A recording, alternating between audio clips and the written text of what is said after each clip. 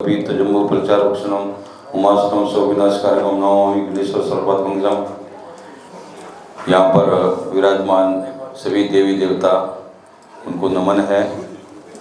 विशेष रूप से हमारे जो दिल्ली संत महामंडल के महानिर्देशक महामंडलेश्वर स्वामी विद्यानंद गिरी जी महाराज साध्वी जी, संरक्षक श्री रामानंद पुरी जी महाराज, श्रीमंत रामानंद पुरी जी महाराज, और हमारे दिल्ली संत मंडल के महामंत्री महामंडलेश्वर वैष्णो श्रोमणी महामंडलेश्वर नवल किशोर दास जी महाराज, महामंडलेश्वर हमारे कंचन गिरी जी महाराज, और हमारे कोषाध्यक्ष धीरेन्द्र पुरी जी, हमारे रणसंगानंद जी, गिरीशानंद गिरी जी, किशन गिरी जी और बाकी, और अपने मंगलदास जी जैसे भी देखिए बंधुओं, आपने बड़े बड़े विद्वानों का प्रवचन सबने सुना। हमारे सब यहाँ पर भगत लोग भी बहुत अच्छे सभी है उपस्थित है।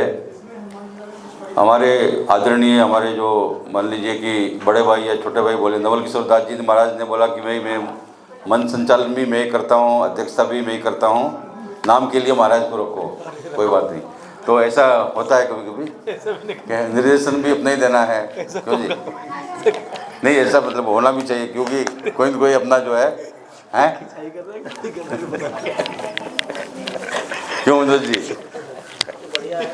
ये कौन सा माली होता है ना, काट छाट कर देता है। हाँ, वो जरूरी है। नहीं, हमारे देखिए कि जब किसी को मान लीजिए कि कोई आपको जीवन में जब किसी चीज़ का अभाव होता है, जब अभाव होता है तो आदमी की तलाश होती है, वो तलाश करता है। और जिसके अंदर जिसके पास में सब कुछ है, जो पूर्णता है और जिसको आवश्यकता नहीं है, उसको अगर कुछ मिल जाए तो उसकी वो कदर नहीं कर पाता ना जी। उसको वो जो है नज़रअंदाज कर देता है, या फिर बोलता है कि ये एक खमाखाम सिर दर्द और मिल गया है ना जी। और जिसके पास कुछ नहीं है, वो जो तलाश में है, उसको वो थोड़ा सा भी मिल जाए तो वो विस्तार देने का प्रयास करता है। तो ऐसे हमारा आनंदेश्वरानंद गिरी जी महाराज ने बहुत जो है इसको अच्छा, बहुत बढ़िया जो है थानापति हमारे आनंदेश्वरानंद गिरी जी महाराज ने ये बहुत समय से तलाश में थे। और ऐसा कोई भी भारत का संत नहीं है जहाँ ये भटके नहीं, है ना जी।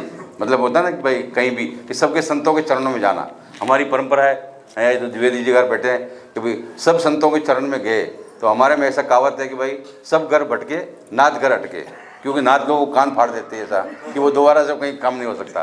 तो जूना अखाड़े में भी ऐसा ही है कि भाई जूना अखाड़े में आने के बाद दूसरा कोई अटक गया, कोई दूसरा अखाड़ा रहता नहीं है ना जी। तो हमारे ये अंकुरानंद इनका नाम है कि कुछ मतलब अंकुर दास है क्या? अंकुरानंद जी, बहुत अच्छा। अभी देखिए कि आप तो अभी ये भी अंकुर है, मतलब इन्होंने भी अभी शुरुआत की है यहाँ पर, ज़्यादा पर 1 साल भर भी नहीं हुआ है, आप भी अंकुर है। और राम के जीवन में तो क्या है कि जो अंकुर है उसको प्रफुल्लित करते हैं, वही फल के रूप में जो है वो आ जाते हैं, फल वहीं पर जो आ जाते हैं कि राम रसीन तुम्हारे पास सदा रघुपति के दासा, है ना जी। जो राम का दास है वो सब जगह पास हो जाते हैं। तो ये हमारे जीवन में विशेष रूप से सभी हमारा दिल्ली संत महामंडल है, तो बहुत प्रयास, आपने जो बात बोला वो हम लोग बहुत समय से हमारा बहुत अच्छा है कि हमारे जो प्राचीन काल से जो संस्कृति, भारतीय संस्कृति में, हमारा वैदिक संस्कृति में क्या होता था कि पाठशाला, एकशाला, धर्मशाला है, शिक्षाशाला, जो भी ये सब सारे जो संस्थान होते थे, गौशाला, तो ये 5 प्रकार की शाला हैं। आपके तो आपके परिवार में तो साले होते, वो दूसरे प्रकार के होते हैं। जो हमारे अंदर में धर्म की साले है ना जी, हैं हमारे अंदर में भाई ये धर्म के साले हैं। और प्राचीन समय में वैदिक काल में यही थे। बाद में मान लीजिए कि 700 साल मुगलों का राज रहा, 200 साल, 1000 साल गुलाम में मुगल आए तो उन्होंने सराया रख दिया, मुगल सराय, ये सराय वो। अच्छा, अंग्रेज आए तो बोल दिया होटल वगैरह, ऐसा ये धर्मशाला का होटल, वो नाम को परिवर्तन हो गया। ऐसे ही देखिए कि जब हमारे भारत में जितनी भी जातियां हैं, तो जातियां किसी महापुरुष के नाम से, मान लीजिए पहले हमारा प्राचीन काल में कि भाई सुर और असुर हैं, देवासुर संग्राम में, जैसे मान लीजिए कि कश्यप ऋषि के जो द्वितीय और आदिति 2 जो पत्नियां थी, उससे एक देवता हो गया, एक राक्षस हो गए, है ना जी।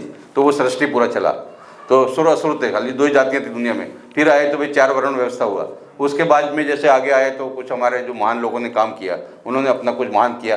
तो जैसे राजनीतिक लोग वो अपने राजनीतिक स्वार्थ के लिए बोलते हैं कि जाति को मिटाना है, भाई जिसको तुमने जन्म दिया तेरे को और जो समाज में जिसने सम्मान दिया तो उसको मिटाने लगा है, तो वो किसका हित करेगा। राजनीतिक लोग होते हैं ना, आप देखते कभी भी बोलते हैं कि जी भाई हैं, ये बोलना चाहिए उनको कि जातियों का समन्वय, ये तो बात अच्छी लगती है ना जी, कि जातियों को मिटा नहीं सकता कोई भी, है ना जी। कोई भी चीज़ जो है गीता में जैसे कोई भी है कि भाई लिखा है कोई चीज़ की जो उत्पत्ति हो गई तो उसको विनाश नहीं कर सकते सृष्टि में कोई भी, है ना जी। उसको विस्तार तो दे सकते हैं परंतु उसका विनाश नहीं कर सकते राजनीतिक लोग जो है। तो अभी हाँ, ये इस तरह जात पात समाप्त करो, ये बहुत से प्रकार की जो बातें बोलते हैं। अब देखिए कि अगर हम लोग भी बोलने लगे साधु लोग कि ये पार्टी सब समाप्त करो, है ना जी, ये सब संगठन समाप्त करो, ये सब समितियाँ समाप्त करो, है ना जी, तो ये क्यों बना रहे हो। हर मोहल्ले में 2-2 5-5 समिति खड़ी है, हर गांव में चार जो गुट बने हुए हैं, है ना जी। तो ये हमने तो पैदा नहीं किए हैं। साधुओं ने तो हमेशा से जो है कि जात पात ना पूछे कोई, जो हरि का बचे जो हरि का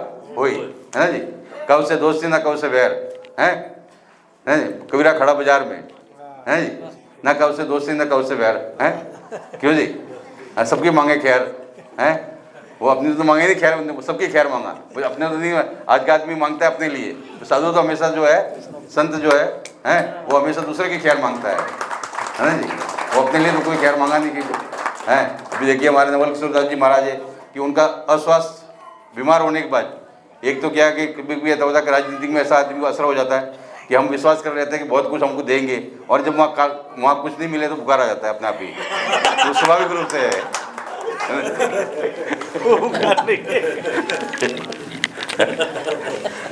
नहीं मतलब ऐसा मानसिक रूप से भी व्यक्ति की जो है नहीं, जब आपने इन्होंने बोला भाई आपको अध्यक्षता करनी है तो हमको भाई चाहे नाम के किया, इन्होंने दिल्ली संत मंडल का अध्यक्ष बनाया, नहीं तो काम का किया, तो भी हमारा भी कुछ कर्तव्य, हमें भी अपने कुछ शब्द जो है 2 शब्द बोले, क्यों जी, हैं। तो ये हमारे मन में ऐसे मतलब ऐसा है कि बहुत अच्छे महाराज जी को तबीयत से नहीं है, फिर भी उसके बाद भी महाराज आए। मैं हमेशा ये बोलता हूँ कि जहाँ भी संत निवास करते हैं वहाँ सनातन बस जाता है। हम लोग बोलते हैं गीता में मोह से जीव लोग जीव भूता सनातना, तो सनातन जहाँ भी संतों की चरण होता है, किसी गांव में बैठ जाए, किसी रोड के किनारे, हमारे जूना अखाड़ा के महात्मा किसी रोड के किनारे, प्लेटफार्म में, स्टेशन में, कहीं भी बैठ जाते हैं तो वो धूना लगाते हैं, धूना लगा के भगवान को स्थापना करते हैं, अग्नि को प्रकट करते हैं, और वहाँ 2-4 लोग बैठे आसपास के लोगों को हैं। हमारे साधु लोग बोलते भी है कि अन्न का दादा सदा सुखी, वस्त्र का दादा कमलापति, है ना जी, कि जो भूखे को अन्न दे दे और नंगे को कपड़ा दे, उससे बड़ा कोई दान नहीं है ना जी, उसका कोई दुरुपयोग नहीं होता, वो सबसे बड़ा दान है। तो यही सब राम का कार्य भी था। तो हमारे सब संत लोग जो है राम का कार्य मतलब करते हैं, है ना जी। तो अभी क्या है कि मान लीजिए कि हमारा दिल्ली संत मंडल है, आपने बोला कि भाई विद्यालय जो है, ये विद्यालय क्या होता है कि पहली परंपरा में हमारे 10 नाम की परंपरा में हम लोग 10 नाम होते थे, जो हमारे जगतगुरु शंकराचार्य जी के 10 नाम दिए, गिरी पूरी भारती जो सरस्वती सारे। तो ऊपर आ जाओ सब संत लोग, ऊपर आ जाओ, इधर आ जाओ, पीछे इधर आ जाइए। तो 10 नाम दिए, तो उसके अंदर में क्या है कि हर 2 या 3 नाम के पीछे एक ब्रह्मचारी बनाते थे। तो मैंने अपना अनुसंधान किया कि वो ब्रह्मचारी नहीं थे, वो कर्मचारी थे एक तरह से, क्योंकि सारा काम उनके ऊपर। जैसे मान लीजिए कोई हमारा हम गिरी है तो हमने नंद ब्रह्मचारी बनाया कि ये नंद आनंद है, ये है, 12 साल तक उसको ब्रह्मचारी रखते थे, भाई सब काम सीख ले। तो पहले हम लोग पाकशाला, जैसे हमारे वैष्णव परंपरा में ऐसा है कि मैं पहले पुराने समय में घूमता था, भ्रमण करता था पूरा देश में। तो वैष्णव संत जो है एक बार लकड़ी जल जावे उसके बाद उस लकड़ी को जो है दोबारा इस्तेमाल नहीं करते थे, या तो उसको जो है 7 बार धोते थे, है ना जी, और उसका वो काला वाला जितने भी कोयले वगैरह वो छुटवा देते थे, उसके बाद में वो सुखा के दोबारा जलाते थे, नहीं तो दोबारा लकड़ी जलाता नहीं। और कोई भी जगह पर जहाँ पर चाहे पक्का हो जो है वो गोबर का, गाय के गोबर से लिपते थे, लिप के पका करके फिर भोजन जो है। और शाम को समय में जो भोजन नहीं बनाते, दोपहर को बनाते थे, रात में कीड़े मकोड़े जाए, शाम को बोलते वियालू करना है ना जी, जो अपना दोपहर को जो बच गया वही शाम को भोजन दोपहर को कर लेना है ना जी, कि रात के समय में नहीं बनाना है।